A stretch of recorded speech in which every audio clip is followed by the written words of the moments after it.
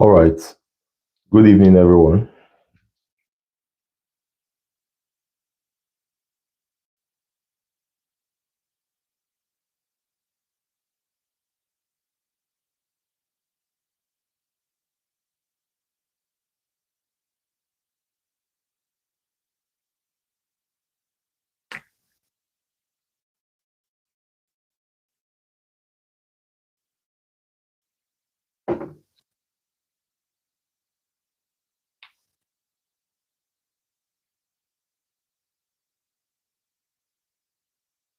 All right. You're all welcome once again. And in today's class, we want to delve into the core of Z testing. So we have done so much around significant testing when it comes to the definitions. We talked about different definitions. What is hypothesis, type 1 and type 2 error.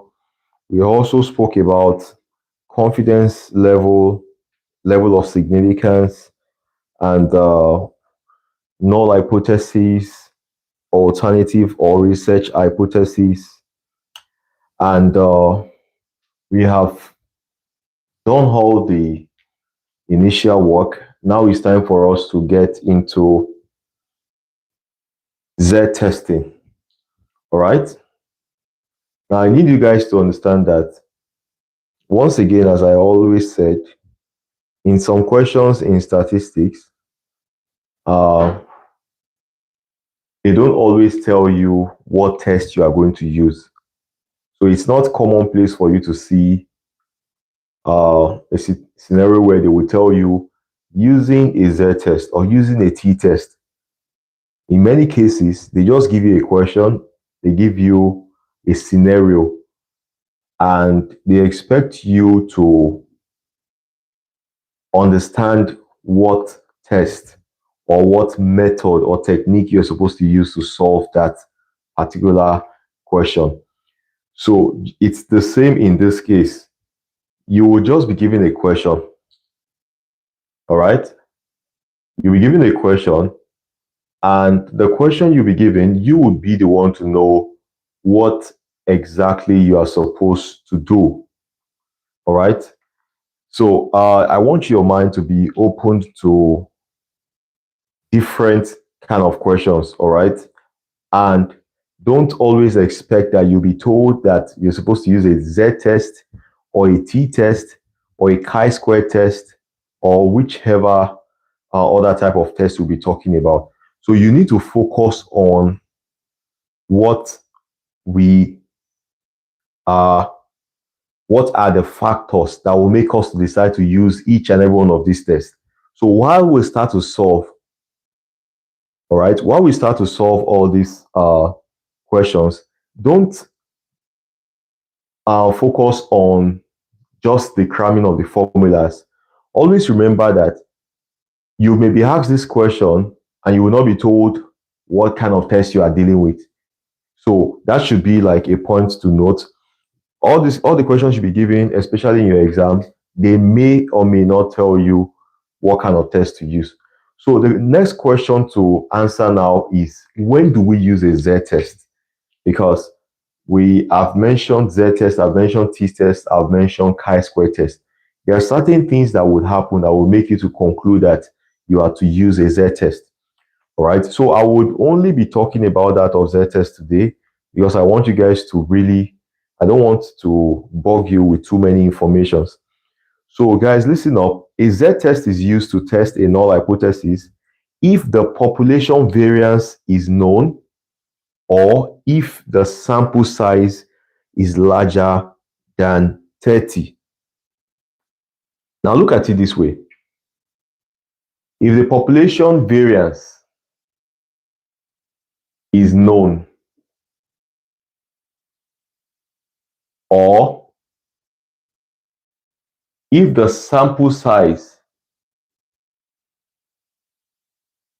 is greater or larger than 30, this is the condition that makes you to decide to use a Z test. If the population variance is known or the sample size is above 30 or equals to 30.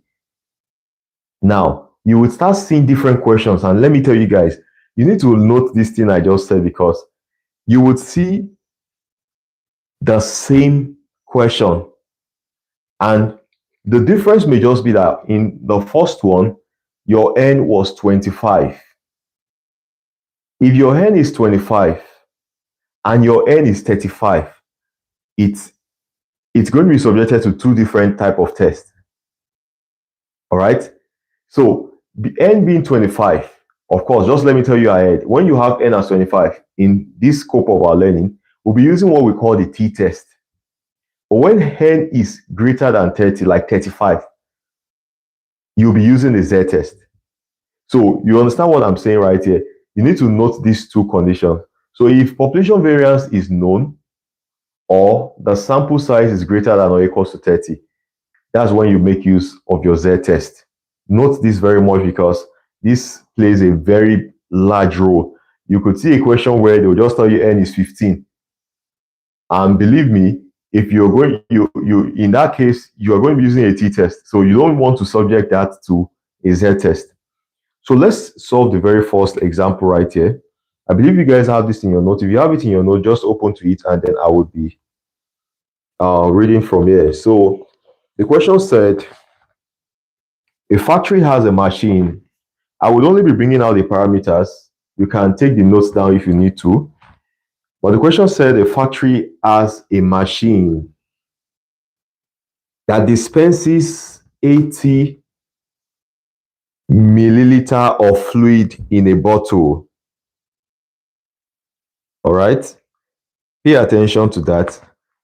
Of course, we're going to be using all the knowledge we learned around setting hypotheses, which one is the null hypothesis, which one is the alternative hypothesis. We're going to use all those knowledge in solving these questions. So, guys, put on your seatbelt. It's time to really work. So you guys will set this hypothesis for me before I do it. A factory has a machine that dispenses 80 milliliter of fluid in a bottle. All right. An employee believes the average amount of fluid is not 80 milliliters. I'm sure you guys are already knowing something to write in that case. A factory has a machine.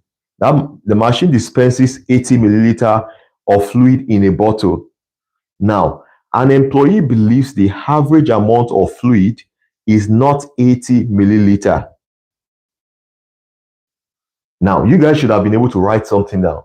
At this point, you should be able to state your null and alternative hypothesis. Can you guys do that already? What's your null and what's your alternative hypothesis in this case? All right.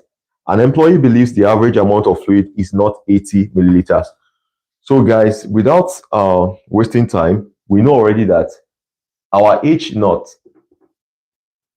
is going to be our population mean, because we said this machine dispenses 80 milliliter of fluid in a bottle. That means this is constant. We know that 80 milliliter of fluid was for each of them. So the population mean in that case would be 80 milliliter. Now, an employee believes the average amount of fluid is not 80 milliliter. This is the research hypothesis where the employee is claiming that he's not saying the amount of fluid is greater than 80 milliliter. He's not saying it's less than 80 milliliter. All he's saying is that I don't know if it's greater. I'm not sure if it's less than. I'm just sure it's not equals to. So in this case, what he's stating is that this is not equals to 80 milliliter. All right. So obviously, this is your null and alternative hypothesis being stated clearly. That's something you must know how to do. All right. Now we go on reading the question. Using 40 samples. Using 40 samples. In this case, that means our N equals to 40. Using 40 samples, it measures the average amount dispensed by the machine to be 78 ml. Look at now. Using 40 samples, it measures the average amount dispensed by the machine to be 78 ml. In that case, look at what they said. The average amount dispensed by the machine, when it was done, it took 40 samples. And from that 40 samples, it got the average amount dispensed to be, that means is X bar now. The population mean was this. This now is a sample mean, because the sample of the 40 samples it took, this was their mean, 78 ml. All right. With a standard deviation of 2.5. The standard deviation, standard deviation is 2.5.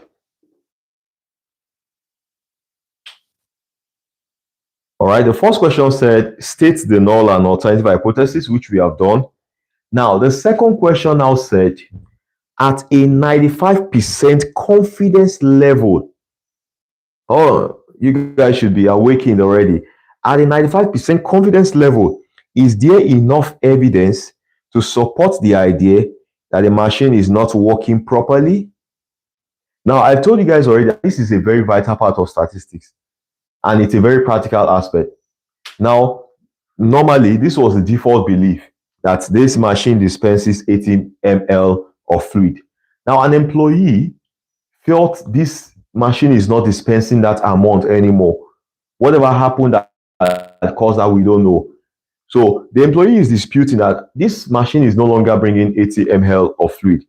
Now, the employee then went on to pick 40 samples to try to see if the machine is going to dispense this, or if null hypothesis will be proven right, or his own research hypothesis will be proven right. So he wants to see, maybe we're going to have to reject the null hypothesis, or we're going to not reject it. So he took a sample of 40. He took the sample, let's say for instance, the first one gave, the machine measured 80, he took another one measured 79, maybe this one measured 78, maybe this one measured 78, maybe some even measured 77.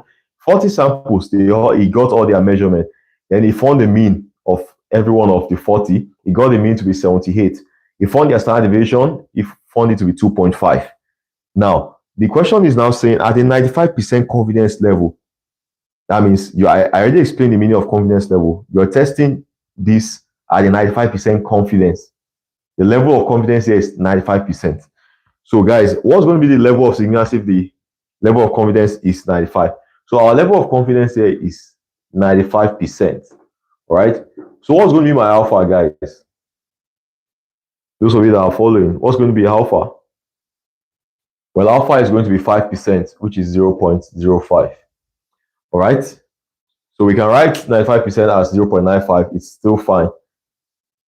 All right. So good. Now, this is what we have. So we are asked to find out if there is enough evidence to support the idea that the machine is not working properly. That means what this employee is saying, let's test if we're going to not reject the null hypothesis or we're going to reject it. Of course, if you are rejecting null hypothesis, that means you'll be accepting what the guy is saying. Once you reject that the machine is no longer bringing out 80 ml of fluid, that means we are going to say that the machine is not working properly as they felt it was before. So let's subject this to a test now. Very simple. I told you guys, these things are very simple once you understand the basics.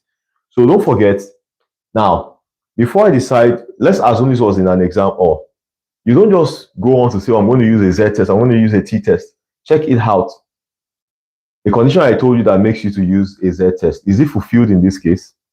Of course, yes. The sample size N is 40. We told you that when the sample size is greater than or equal to 30, we make use of a Z-test. Since this is greater than or equal to 40, we can use the Z-test. So let's go right into it. Of course, if this condition is not fulfilled, we'll be having to use a different test, which we'll be doing later in a subsequent class. So what do we do next? Very simple. We go on to draw our curve. It's always good practice to always make use of your curve as much as possible. Now, the next question I'm going to ask, no, whatever you write, if you write 5% or 0.05, it's all the same. 5% is 0.05. All right, 5% is 5 over 100. Every mathematician knows that. So you're free to write it anyhow you want. You can write both if you want. That's not a big deal at all. So the next question I want to ask from you guys is, what kind of test is this? Is this a one-tail test or a two-tail test? Is this a one-tail test or a two-tail test? Anybody? What kind of test are we dealing with here? Somebody wrote 2. Can I get another? Okay. Somebody wrote 2. Okay. Everybody is saying 2. That means you are correct, obviously. Of course. It's two-tail. I told you guys already that the research hypothesis, the alternative hypothesis, decides what kind of tail of testing you are dealing with. If you had greater than, that would be a one-tail test, a right one. If you had less than, that would be a one-tail test, a left one. But if you have not equals to, that means you are not sure if it's greater than or if it's less than. You just know it's not equals to. So we're having our diagrams this way. So guys, you don't need to ask, why do we have our diagrams like this? We have our diagrams like this because we're dealing with a two-tail test, which was indicative from the research hypothesis. All right. So that's what we're going to have right here. Now, just as a quick recap, I told you guys something that when you have your testing, this place is what? What area is here? What does this area represent? Just so you remember, this is our confidence level. All right. The area of of course, just as a revision also, this shaded part is our rejection region. This is what we call our rejection region. All right. And this is our acceptance region. Of course, somebody else will call the rejection region critical region. Critical region. This is the acceptance region. It has an area based on the confidence level. So whatever your confidence level is, that will be the area in this spot. So that means in this case where we have our confidence level to be 95%, that's 0.95. The area in this, all right? Now, the rejection region I told you is always it always has an area of alpha. That means the level of significance is the area for the rejection level. All right. Now, look at this. I told you guys that when you have a two-tail test, you cannot write this as alpha and this as alpha. You write this as alpha over 2. So right here will be alpha over 2. This will be alpha over 2. And this will be alpha over 2. I told you guys that already. So your alpha here is 0.05. So 0.05 divided by 2 will be what? 0.025. So this right here will be 0.025. Right here also will be 0.025. Which I believe everybody can do what we just did. Very simple. We already addressed this in previous classes. Now, what is the basis of our testing and what are we going to be doing? What do we have to do now? We need to find what we call the critical value. All right. This value right here. We have to find this spot. Very, very important.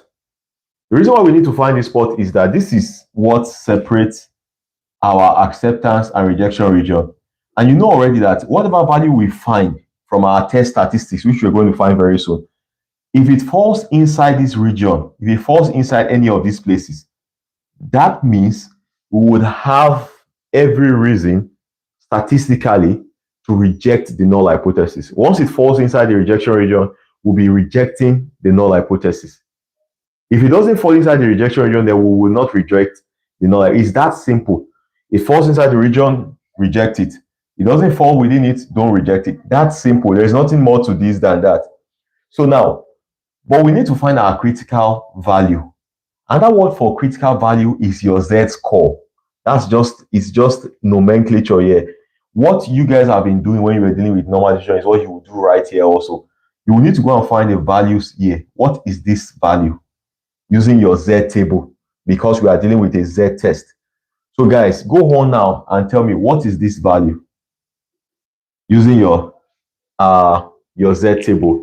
You should know how to find it by now. You can, of course, to find this one, you go to your positive table, ask yourself what's the area from here to this place. All this area is obviously going to be 0.975, because if you had 0.95 plus 0.025, that would be 0.975.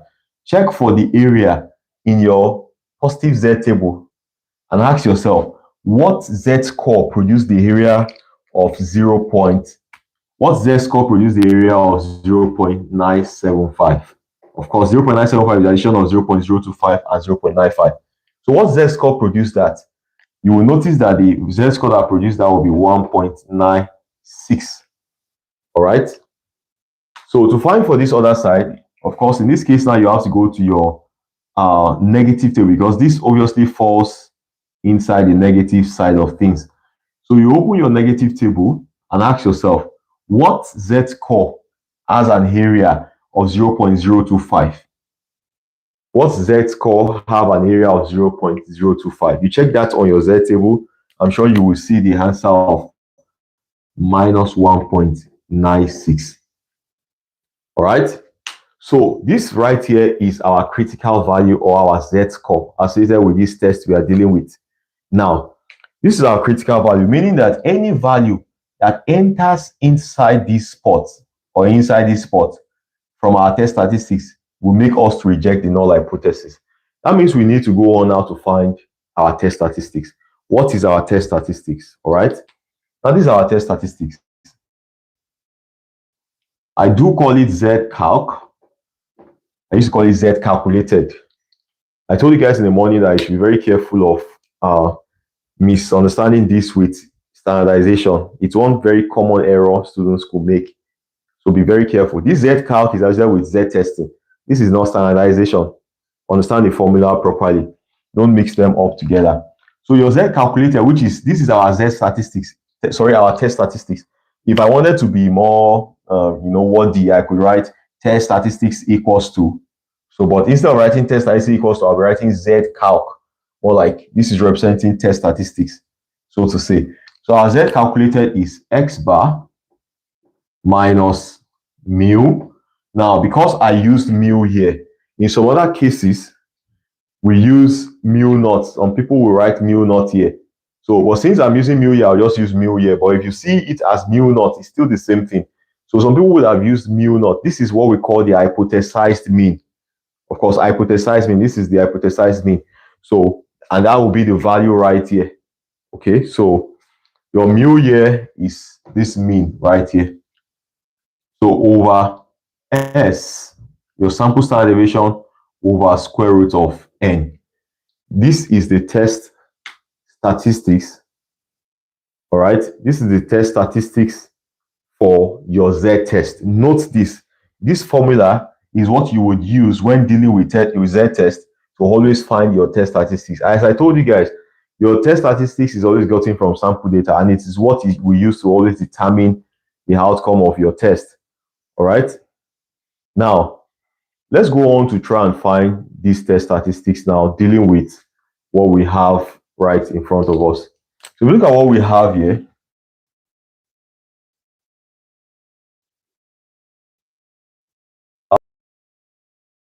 Our hypothesized mean is 80. That'll be over 80 minus 80 over our S is 2.5.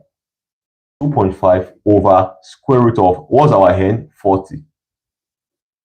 This is all we have to solve. All right, this is all we have to solve. So this is, you solve this, and that's your test statistics. So can you guys push this on a calculator quickly and tell me your final value? What do you get when you solve that those inputs in a calculator? Anybody with an answer? What's going to be the answer for your Z calculated?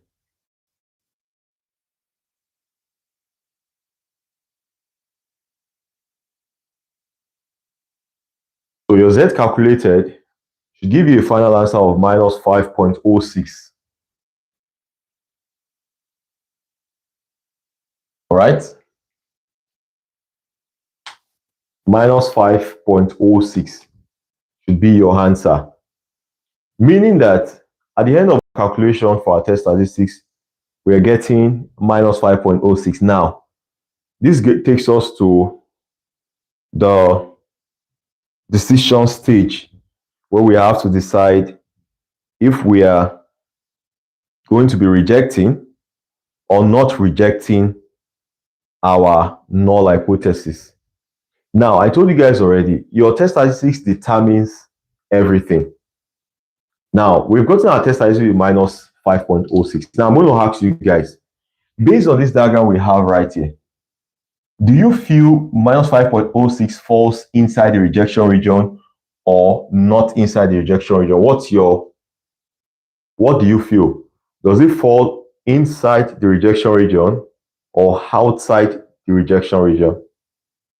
So all you need to do is to check it out using the number line arithmetic. This is minus 5.06. This is minus 1.96. This value, obviously, will be somewhere inside this place because it cannot be outside one. It's minus 5.06 is lesser than minus 1.96, which was the critical value. So minus 5.06 obviously falls inside the rejection region. All right. So we have every statistical reason now to reject the null hypothesis, because when we were done with our calculation, the value of our test statistics falls inside the rejection region. So now this is how you make your conclusion. You can write this down or you can listen carefully, which one works for you, so that you can know how to always conclude. Your conclusion is almost as important as your calculation, because at the end of everything, what they wanted to hear from you is, did you reject or not reject? And you have to find a way to always conclude right. Now, we conclude that with a 95% level of confidence. Please, when you're making a conclusion, always add your level of confidence. All right? You have to add your level of confidence, because you need to tell us on what confidence level did you subject your test to. It's different. As I told you, some testings may be done on a 99% confidence level. Some may be done on a 90% confidence level, of course, but you don't see anyone being done on a 50%, because that will not be obviously tangible enough. So we conclude that with a 95% level of confidence, we cannot accept the null hypothesis that the average number of fluid dispensed by the machine is 80 ml.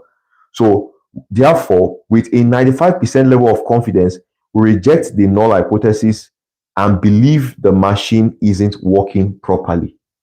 So your conclusions may not always be the same. That means different students may conclude with different words. It may not be like accurately the same thing. All right?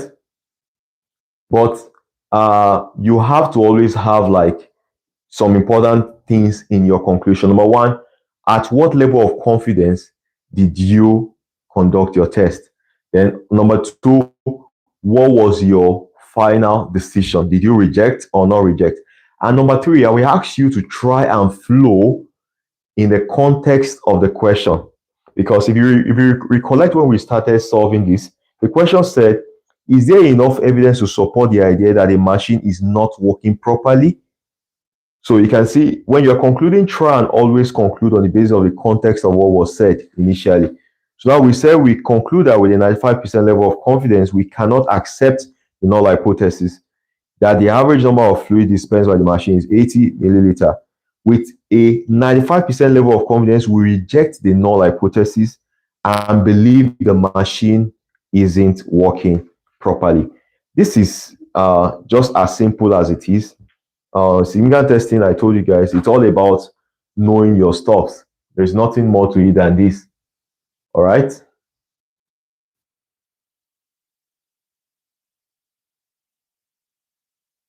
Now, you know what we're going to do? We're going to solve a next question quickly. And let me see. I will give you guys an opportunity to run this yourself. And then I'm also going to run it with you.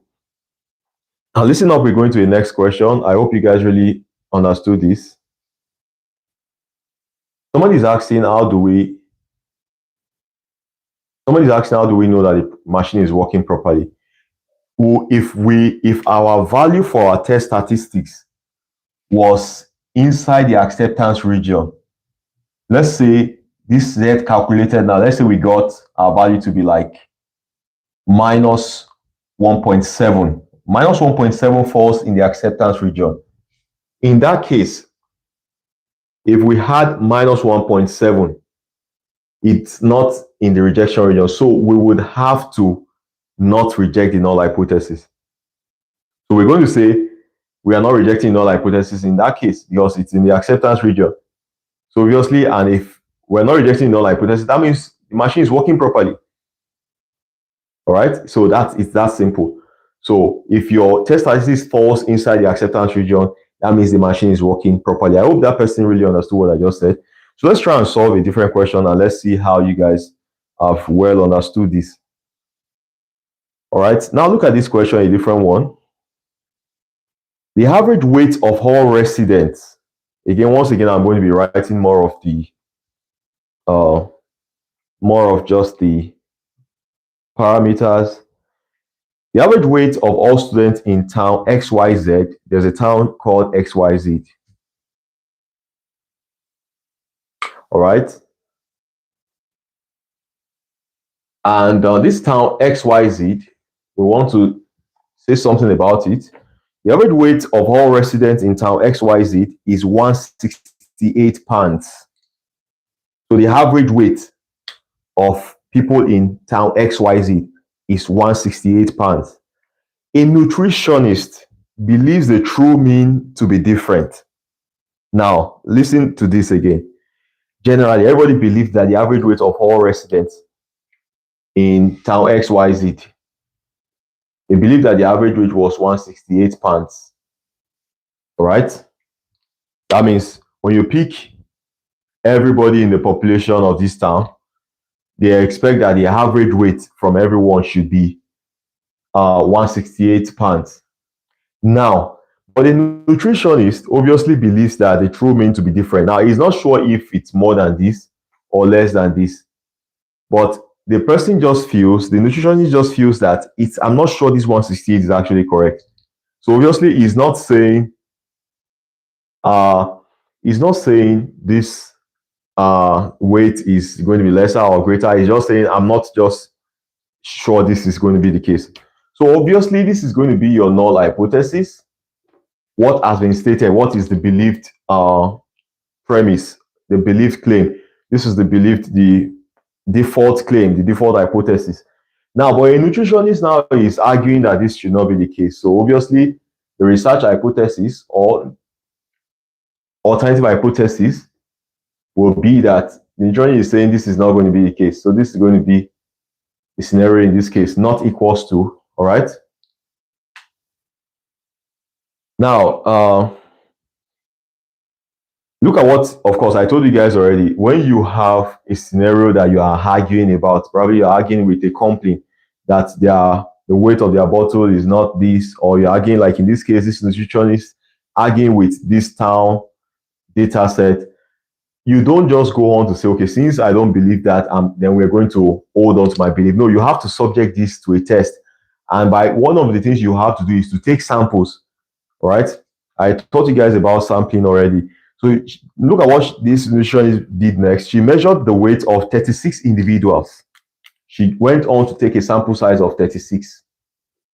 She measured the weight of 36 individuals and found the mean. Of course, the mean. This time now we're dealing with X bar. That's sample mean. He found the mean now to be 169.5 pounds, obviously, with a standard deviation of 3.9. Of course, sample standard deviation of 3.9. All right. Now, the first question said you should go on to state the null and alternative hypothesis. We have done this already. This is it. Now, I'm sure you guys know this already. This is going to be a two-tailed test, just like the previous one we just solved. Now, okay, I want us to, even though what we have right here was tested. Okay, let's just test. Do we still test at 95%? What I have here was tested at 95. Probably can we run a different test? Probably we should run at 99. Can you give a suggestion? What do you feel we should do to our testing?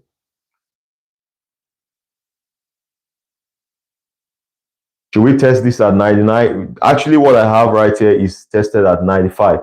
But I think we should probably do something different. Maybe we should test at 99. And see. Let's test at 99. So now, the confidence level we want to test for is 99%. Of course, the level of significance will be 1%. I'm sure you guys understand that metrics already. Now let's go on to make a different label in this case.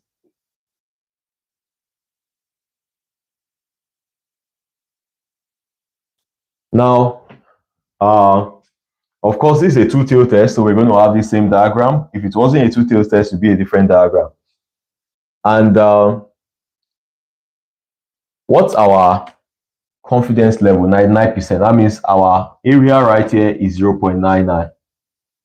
And what's our level of significance, which is the area for our rejection region? This right here is the rejection region, all right? This is the rejection region. So we have this to be alpha over 2 and this to be alpha over 2. That means, of course, 1% is what? 0.01, right? That means we will be having 0.01 divided by 2 to get the to get each area for our rejection region, since it's splitted into 2. So we'll be having each of this area to be 0.005 and this also 0.005. Good. So what you need to go on to do now is to find the associated z-score, the critical value of z-score, whatever you want to call it. That means this particular point. I believe you guys should be solving on your own already. You don't have to wait till I'm done. You can be attempting the questions on your own. Now, how do you find this? Obviously, to find this spot, you have to go on to have, you want to add 0.005 plus 0.99. That will give you the whole till this spot. And then you can go on to check your positive Z table and you want to find what z-score was associated with that particular value.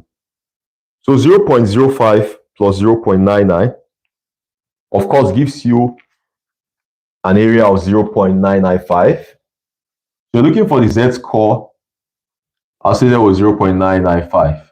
So can you do that quickly? What z-score is associated with 0.995? Can somebody give me an answer very quickly?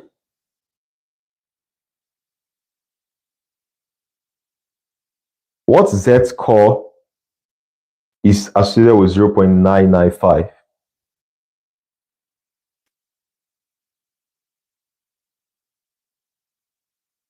So you have to go through your table and check through. Sometimes you don't get an exact value. Sometimes you do.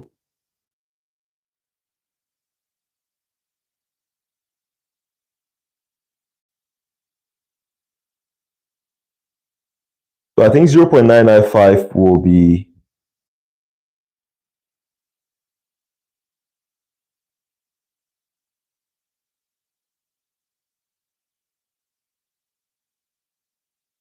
.57 and 2.58 in between those two. 2.57 and 2.58. So that will give you 2.575. All right. So that's how you do this in an exam. You have to be very patient, and then you can go on now to find for this other side. Now I need to tell you guys that if you have this scenario, I'm sure already that this place will be minus 2.575, but you can go on to prove this right or wrong. So you need to go and pick out your negative table now and check for 0.005 in your negative table and ask yourself what will be the associated value. So if you go to your negative table, just go on to check for minus 2.5 and you would see it there that this is going to be correct, minus 2.575. So good. Now we have gotten our critical value. It's quite very important we get this first. Then we can now go on now to find the test statistics. So we are done with, we've gotten the critical value, which is very important, very critical, because it is that critical value we would use to know where the rejection region exactly starts from and where the acceptance region is. So now that we know we know now that every value from 2.575 upward reject, minus 2.575 downwards reject. We know that already now. We can now go on now to find our test statistics, which I told you I always label as Z calculated. All right. Of course, you know this will be X bar. You need to cram this. You need to know this off and over S. That's sample standard deviation over square root of N. So you have to go on to fix this in. X bar, of course, we got our X bar. The nutritionist got X bar to be 169.5. Our mu, our hypothesized mean was 168. Our standard deviation was 3.9. Our sample size was 36. Of course, don't forget, the only reason why we're using a Z test in this case was because our sample size was above 30. Right? Now, if you go on,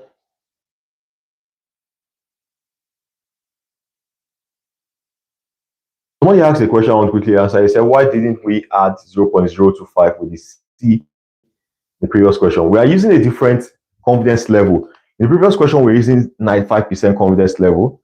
So our alpha there was 5%. So 5 divided by 2, 0.05 divided by 2 was 0.025. So this place was 0.025 and this place was 0.95. So to get this point, we added this plus this. But in this case, we're using a 99% confidence level. So this is 0.9 now, whereas this one will be 0.01 divided by 2. So we're adding these two in this case. I really hope that helps. So now at the end of this, I'm sure you guys got an answer of 2.31. All right, 2.31.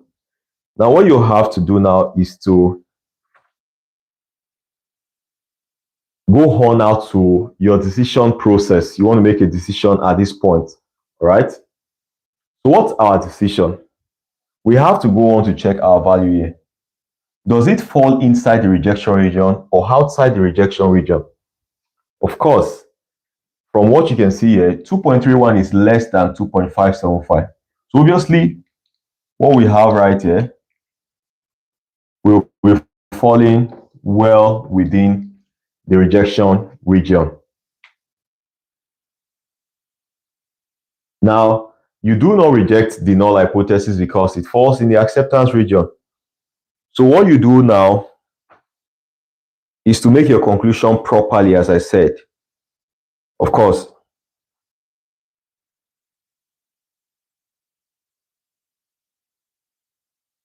you have to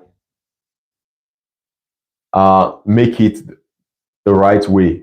That's very vital as you are writing your exams. And I told you guys some 3 important things. Number 1, you want to mention the confidence level. Number 2, you want to mention your decision. Did you reject the null hypothesis? Always make sure your decision is going to be centered around the null hypothesis, because that was the main thing. It's all about, are you going to continue with the default belief, the default premise, or are you going to be rejecting the default premise? So always mention your decision based on a null hypothesis. Don't say we accept the research hypothesis. Don't say we do not. No, don't focus your mind on the alternative hypothesis. Rather, state your decision on the basis of the null hypothesis. So you say, with a 99% confidence level, we do not reject the null hypothesis. And therefore, the last part I now said is the third part is always try to fix your conclusion on the basis of the context of the question. So you say, we do not reject the null hypothesis, and therefore, we don't believe the true mean, as we do not follow what the nutritionist says and believing that the true mean to be different. So anyhow you want to state that, just make sure it's right and it's in in line with the context of the question. Now, I'm going to expose you guys to something, all right? I want to expose you guys to something. I told you guys already that, you see, you can have you can have the same question, subject it to two different confidence level, and you will get different conclusions. I told you guys already that. Now, if you want to try this quickly, if you are able to do it very quickly, which I don't think you should not use more than 1 minute, instead of using a 99% confidence level, use a 95% confidence level. I assure you, you will be rejecting the null hypothesis. So that's one thing you need to understand about significant testing. Your confidence levels play a very big role. Now, if you use 95% confidence in this case, 95% confidence, and I explained to you the meaning of all these things. 95% is more like there is a 5% chance that what you are doing is not perfect in 95% confidence level. Whereas in 99% confidence level, there is a 1% chance. It's the percentage chance that what you are doing is not right, that the things you gave doesn't really represent the true scenario, the true situation. A 95% confidence level and a 99% confidence level obviously differs. So at 99% confidence level, using this same question, you will be rejecting the null hypothesis. Of course, the way to know that is just to know that, okay, when I did the diagram for a 95%, of course, this place was 1.96. If you remember, this place was minus 1.96. So now, of course, your test IC is going to be the same thing. If you check if this was 1.96, I'm sure you know that 2.31 will fall inside the rejection region. So at 95% confidence level, you would actually be rejecting the null hypothesis. All right? But somebody is asking that why do we not believe what the nutritionist said? When we don't reject, if at 99% level we don't reject the null hypothesis, the null hypothesis is not what the nutritionist was saying, that the null hypothesis was not correct. The nutritionist was trying to alter the default belief to say that what they have been saying, that the town or city has the mean of 168 pounds. This is the nutritionist one. He's saying this is not true. So if we reject this, if we reject the null hypothesis, that means we will be accepting and believing what the nutritionist is saying. But if we don't reject this, that means we are not going to be holding what the nutritionist is saying, because the nutritionist is trying to antagonize what has been said. It's trying to go against the default belief. The nutritionist is bringing out a different hypothesis, a different claim to what the default claim had been. So if we reject the default claim, we would have to be believing and accepting the nutritionist's own claim. But if we don't reject the default claim, then that means we will not be holding the nutritionist's own claim. So as I was saying, 95% at 95% confidence level, we would actually be rejecting the null hypothesis. But at 99% confidence level, we are not rejecting null hypothesis. So always understand that that's a possibility when dealing with significant testing. All right. So this is just how simple this thing gets. Now we have solved two questions that involved two-tail testing. Let's solve one that involves one-tail testing. So pay real attention once again. I will mostly be focusing on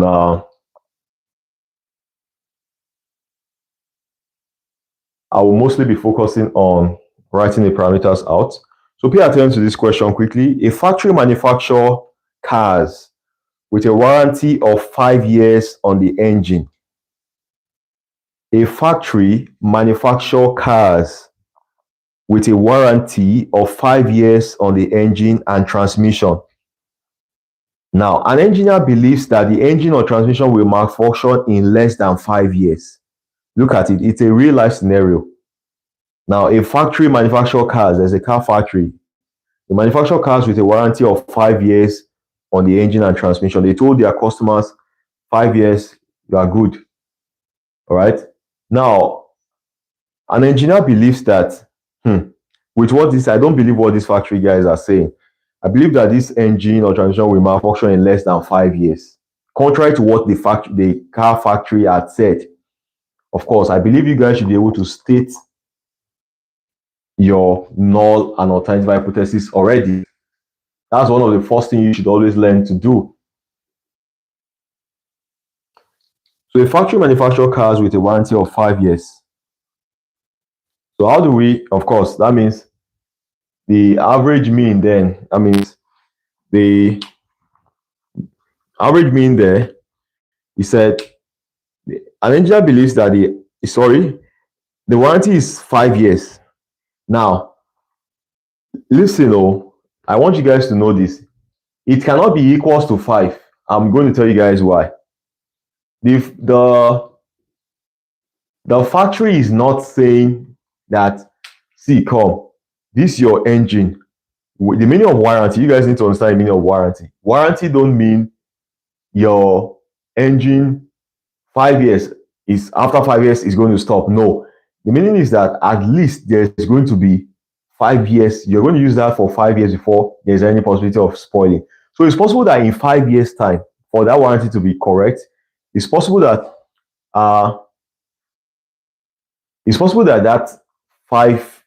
the machine spoils in 5 years. That will be equal to 5 years. But it's also possible that the machine spoils in 6 years or greater than 5 years. So when you set your hypothesis here will be greater than or equals to 5, because you need to understand the meaning of warranty. Warranty don't mean exactly 5 years. That no, if they tell you something has a warranty of 5 years, it meant that in 5 years or above, that thing will still work.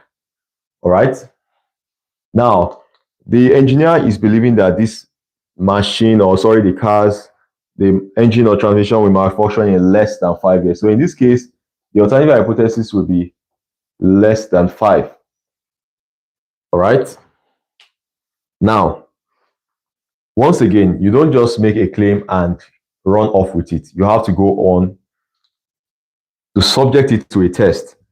Now, what's the test this guy went on to do, the engineer? He tested a sample of 40 cars. Now, 40 cars. All right. And finds the average time now that it took for their engine and transmission to get faulty. He got the average time to be 4.8 years. And the standard deviation was 0.50. All right. Now, the first thing was for you to find a null and alternative hypothesis, which is what we have stated. Now, the next question said, look at now, guys, pay attention to this. The next question said, at a 2% significance level. Now, can you see in this case now, they're not giving you confidence level, they're giving you significance level. But I'm sure you guys should know what to do in cases like this. So at a 2% significance level, that means they're giving you your alpha to be 2%. I'm sure you know alpha is represented with level of significance. So they said at a 2% significance level, is there enough evidence to support the idea that a warranty should be revised?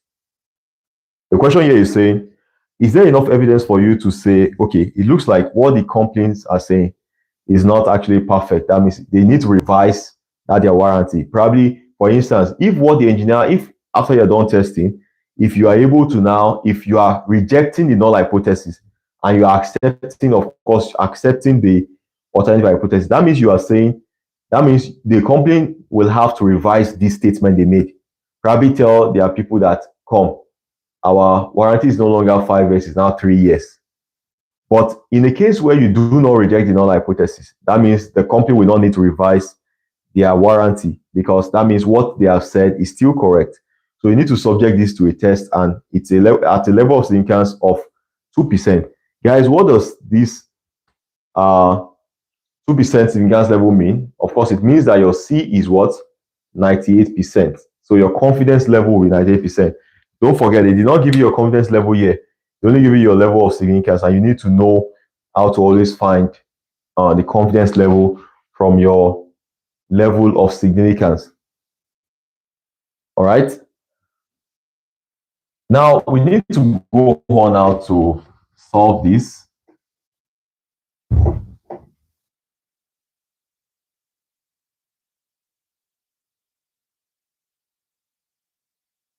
Now, first of all, let's draw the diagram for this test. Now, what kind of testing are we dealing with here? Is this a one-tail test or a two-tail test, guys? Is this one-tail or two-tail?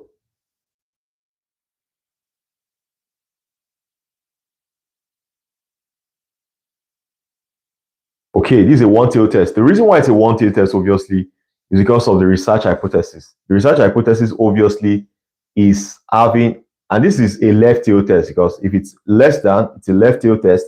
If it's greater than, it's a right-tail test. If it's not equals to, that would be a two-tail test. This one is a left-tail test. So we're going to be having our diagram like this. All right. Okay. Now, of course, I told you guys already that your area for the acceptance, this is going to be your rejection region, while this is your acceptance region. And the area for your acceptance region is your confidence level. So that means the area for this unshaded part is 0.98. And in this case, you don't have to, of course, this is a one-tail test. So this occupies your whole alpha. This is 2%, right? Which is 0.02. So this is 0.02 right here. So very important, you know how to do this. This is 0.02. So now, what you need to do next is to find your critical value.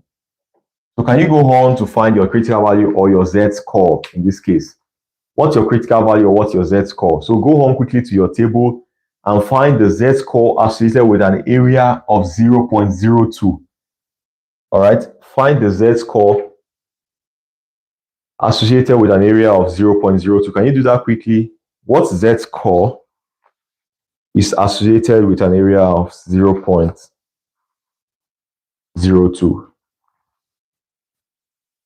Somebody said minus 2.53. Somebody said minus 2.05. Which of you is correct? Why are you getting different answers at this time? Are you not using your table properly?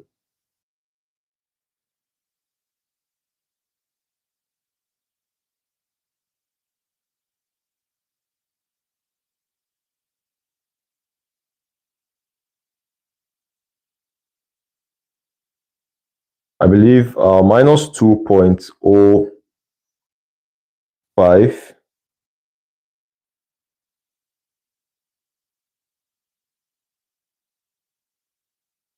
seems to be the correct one.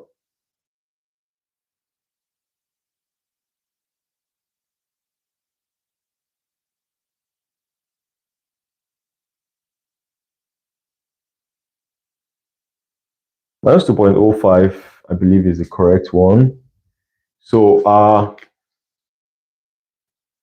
minus 2.05, all right, is your critical value. All right. Now you've gotten the critical value. This is what differentiates the rejection region from the acceptance region. Now we want to go on now to find the test statistics. That's our z-calc,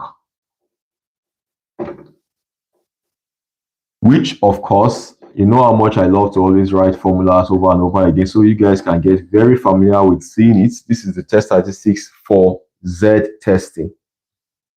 So what we have right here is X bar is 4.8. Our hypothesized mean is 5. What's our S? 0.5. Square root of what's our N? 40. So can you put this in a calculator quickly? And I believe you will get your z-calc to minus 2.53. Confirm that, please.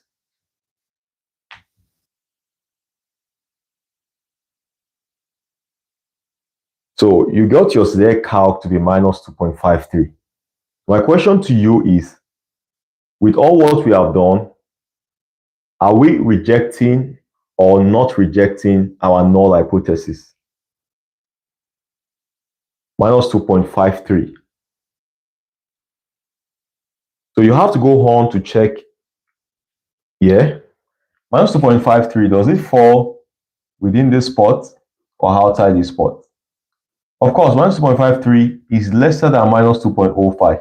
So this obviously will be falling somewhere here. All right. So we are obviously, it falls within the rejection region. So we are rejecting the null hypothesis. So it looks like this engineer was quite correct, because after subjecting this to a test, we turned out to be rejecting the null hypothesis, which was that the company was saying that the warranty was 5 years. So that means we're rejecting the company's claim.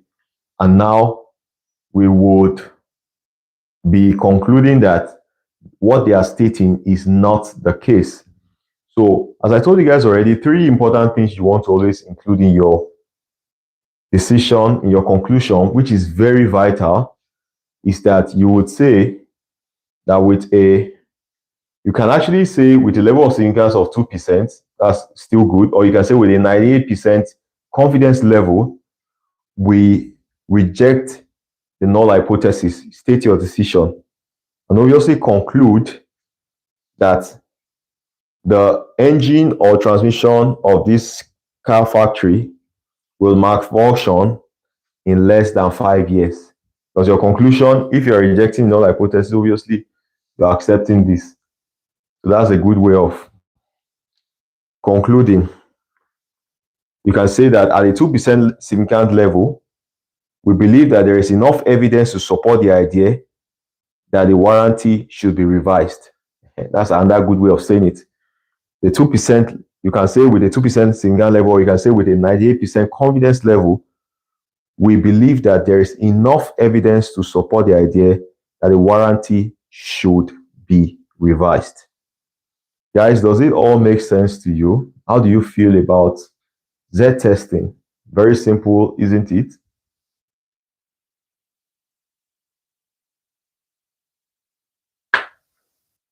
So this is where we're going to stop for today. And we have one other aspect to deal with under Z testing, and that will be confidence interval, which will be what we're going to be starting with in our next class. And then we would be delving into t-testing also in our next class, because the confidence interval for the population mean under Z test is not going to take us too long. We'll be going on to deal with t-testing. So it's very likely we even decide to start with t-testing and then probably just delve into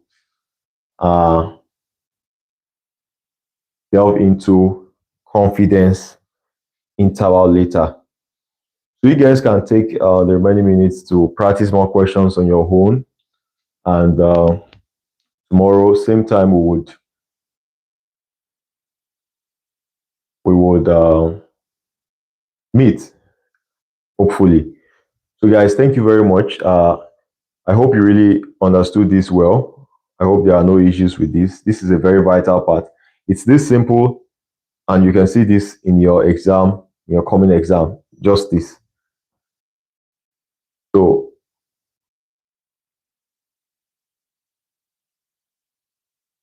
take good care of yourself and have a beautiful night, guys.